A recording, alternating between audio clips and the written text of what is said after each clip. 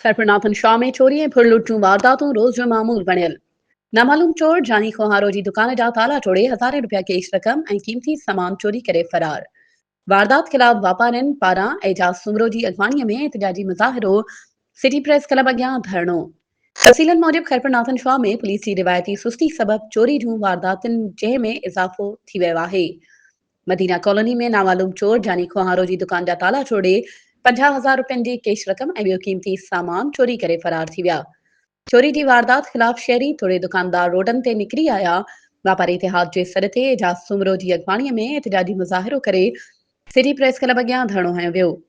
उन मौक़े ते अॻवाननि जो चवणु हो त पुलिस जी रिवायती सुस्ती सबबि चोरियुनि जूं वारदातूं रोज़ जो मामूल बणियल आहिनि। पुलिस तहफ़ुज़ फ़राहम करण में मुकमल नाकाम थी चुकी आहे। वापारियुनि IG सिंध खां खैरपुरनाथन शाह में वधंदड़ बदअमनी ख़िलाफ़ नोटिस वठण जो मुतालबो कयो आहे। वधीक ख़बरुनि ऐं अपडेट्स जे लाइ असांजे चैनल खे सब्सक्राइब कयो ऐं हा, बेल आइकन खे प्रेस करण न विसारिजो त जीअं असांजी हर नई अचण वारी वीडियो तव्हां ताईं पहुचे।